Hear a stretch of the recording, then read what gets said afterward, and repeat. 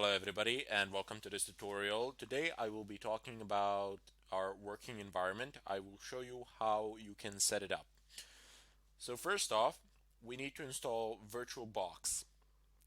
Now it doesn't matter if you're running Mac OS X, Linux, or Windows, you will still need to do this for several reasons really. First of all, we're going to be doing a lot of stuff and we're going to be doing it as root.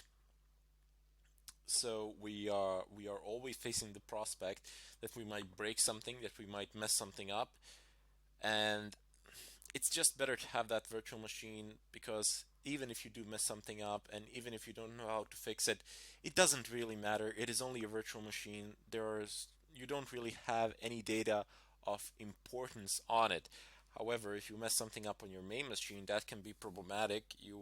If you're forced to reinstall it or something of a kind, then you need to back all your data up, you need to figure out where everything is, etc. Or you can try fixing the problem, and depending on what that is, it could consume a large amount of your time. So just take my advice for it and go ahead and install VirtualBox. It's not that complicated, it's pretty simple. I'll show you how to do it in a minute.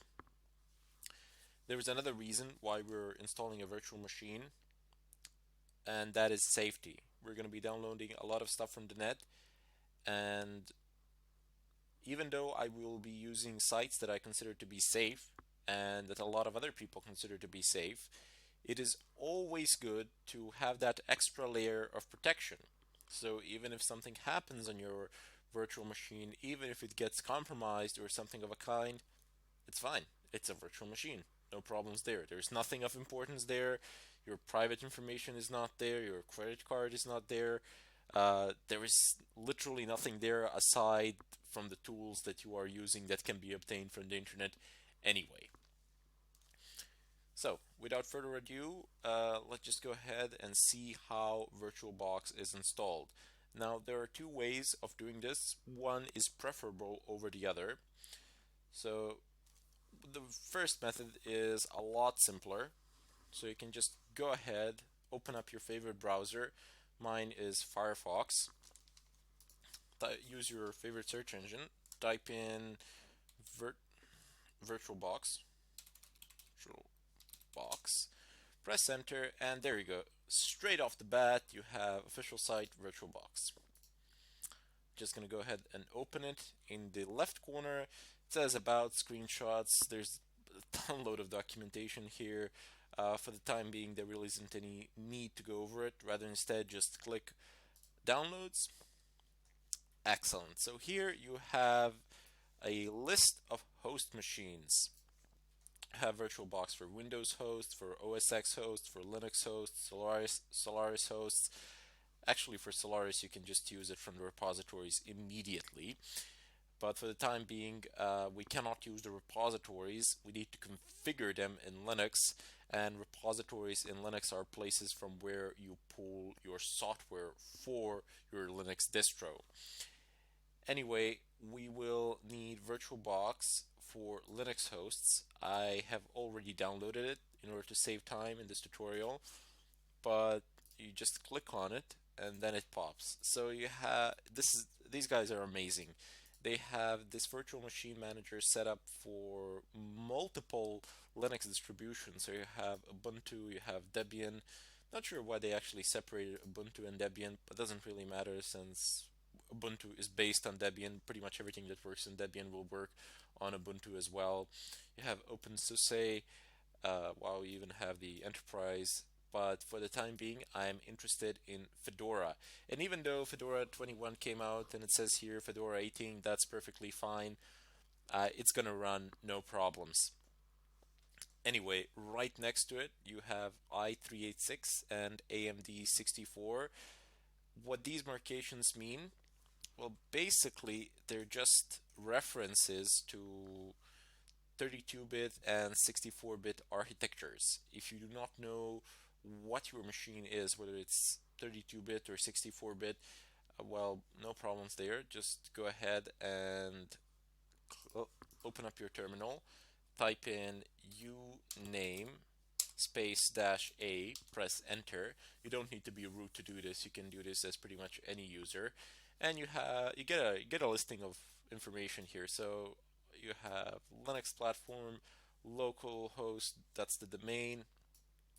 You have the version of the kernel and Fedora distribution as well. It's number 20. And then you have the architecture. So it's x86 underline 64. There we go, 64-bit architecture. Fantastic.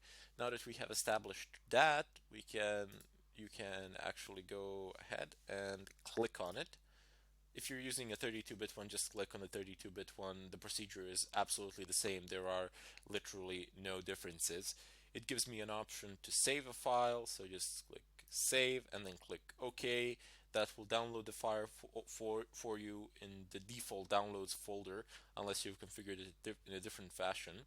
I'm just going to go ahead and cancel it because, as I said, I've downloaded it previously in order to save some time in this tutorial. So just cancel. Go back to your terminal. Now clear the screen. You will need to be root in order to do this. So just type in su, press enter, and type in your password. And of course I got my password wrong. I'm quite famous for doing this. I don't know why, but it's fine when I forget my passwords. When I forget my encryption keys, that can be a bit of a problem. Anyway, there is a tool for managing RPM packets. As this is a Red Hat distro, all the packets, software packets for it, have an extension .rpm. Here, let me just go ahead and show this to you. I'm going to go ahead and create a bit of a bigger zoom in so you can all see what I am doing here. Now, I am currently using the terminal, and I will give more detailed explanations. I will instruct you on how to use it. I will explain pretty much all the commands that we will be using in great detail, but for the time being, just tune in and follow through. So there's a command ls, and then I want to go to the folder downloads. Home, chronic, that's me, that's the username, downloads, and oops, VirtualBox, there we go. Press enter. I'm just going to go ahead and clear the screen one more time. There we go. Got exactly the same thing, but a bit better looking. Anyway, you see this extension that I have marked. It says .rpm. Now, .rpm represents a type of packet that I stated previously that is meant specifically for certain Linux distributions such as Red Hat, Fedora, CentOS, and a few others. What you can do is use your default RPM software. So just type in RPM space -i. -i argument is for install, and then specify the path to your packet, to your package. So home, chronic, downloads, VirtualBox, and press enter from here. Now again, this process is automated. There isn't much that you need to do here. Maybe press yes and that's it along the way, but in any case, this is not the method that you should be using. This is the method that I'm showing that you can use, but I wouldn't advise, as if you do install it like this, it tends to break with newer updates, so it can be a bit problematic. I will show you another method in the next tutorial where you can actually use yum, which is the default packet manager, in order to install this packet and then update it accordingly. In any case, I bid you farewell, and I'll see you in the next tutorial where I'll pick this up.